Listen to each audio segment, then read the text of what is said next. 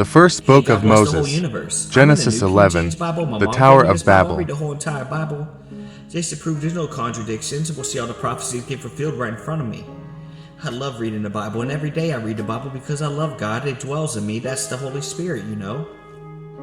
Anyways, the correct term is the first books of Moses, Genesis chapter 11, the Tower of Babel. This is when Nimrod was the king. Chapter 11, verse 1. Now the whole earth had one language and one speech, and it came to pass as they journeyed from the east, and that they found a plain in the land of Shinar, and they dwelled there. And then they said to one another, Come, let us make bricks and bake them thoroughly.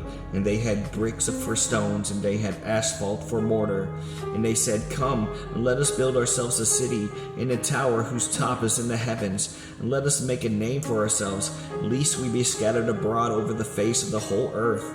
But the Lord came down to see the city, and the tower which the sons of men had built. And the Lord said, New King James Bible. The people are one, and they all have one language, and this is what they begin to do. Now nothing that they propose to do will be withheld from them. Come, let us go down in there and confuse their language, that they may not understand one another's speech. So the Lord scattered them abroad from there and over the face of the whole earth, and they ceased building the city. Therefore its name is called Babel, because there the Lord confused the language of the whole earth, and from there the Lord scattered them abroad over the face of the whole earth. I love you, God. I want you to know that I appreciate everything you do for me. Alright, in chapter 11, verse 10, we're going into genealogy mode. You know, I always have problems with this. A lot of times I've researched the names. You would think that I would have it down packed by now, but after how many genealogies I've done, but they always get me. Chapter 11, verse 10, Shem's descendants. This is the genealogy of Shem. Shem was 100 years old, and he begot Ariphax 2 years after the flood. And after he begot Ariphax, Shem lived 500 years and begot sons and daughters. Ariphax lived 35 years and begot Salah. After he begot Salah, Ariphax lived 403 years and begot sons and daughters. Salah lived 30 years and begot Eber. And after he begot Eber, Selah lived 403 years and begot sons and daughters. Eber lived 34 years and begot Peleg. After he begot Peleg, Eber lived 430 years and begot sons and daughters. Peleg lived 30 years and begot Reu. After he begot Reu, Peleg lived 209 years and begot sons and daughters. Reu lived 32 years and begot Serug. After he begot Serug, Reu lived 207 years and begot sons and daughters. Serug lived 30 years and begot Nahar. After he begot Nahar, Serug lived 200 years and begot sons and daughters. Nahar lived 29 years and begot Terah. After he begot Terah, Nahar lived 119 years and begot sons and daughters. Now Terah lived 70 years and begot Abram, Nahar, and Haram. Terah's descendants, chapter 11, verse 27. This is the genealogy of Terah. Terah begot Abram, Nahar, and Haran begot Lot.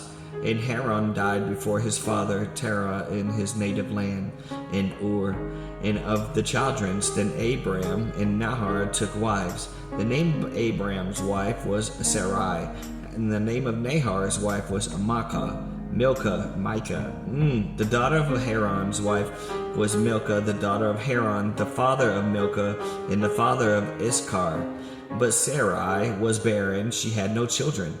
And Terah took to his son Abram and his grandson Lot, the son of Haran, and his daughter-in-law Sarai, his son's Abram's wife, and they went out with them from Ur, and of the children's to go to the land of Canaan. And they came to Haran and dwelt there. And so the days of Terah were 205 years, and Terah died in Haran.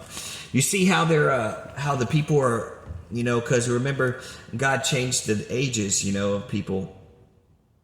You know, because during the flood, you know, before the flood, people were living 500, 600 years, right? And so God was like, no, you can't be living that long. You know, maybe, you know, imagine how wise you would be. 900 years old, just even 200. But so if you notice going down the genealogy, it's starting to get less and less. Like she only lived 200 years. It might not mean much, but that's one of the reasons why Abraham lives a very long time too. You have to look at it that way. And then slowly goes down to, 120 years is what I would think that we're supposed to live to if we're super healthy, I guess. But, the average American is like 70 years, and that's not good. No. And because, they eat bad stuff, not everybody, but most of them are. Stuff happens, but just try to be healthy, prolong your life as long as you can so you can help God. And that way when you go and see him and he looks back and see the time that you've been here, every time I look over there, I see it's the time that you've been here and what you do for him. Because God's going to ask you, what did you do for me?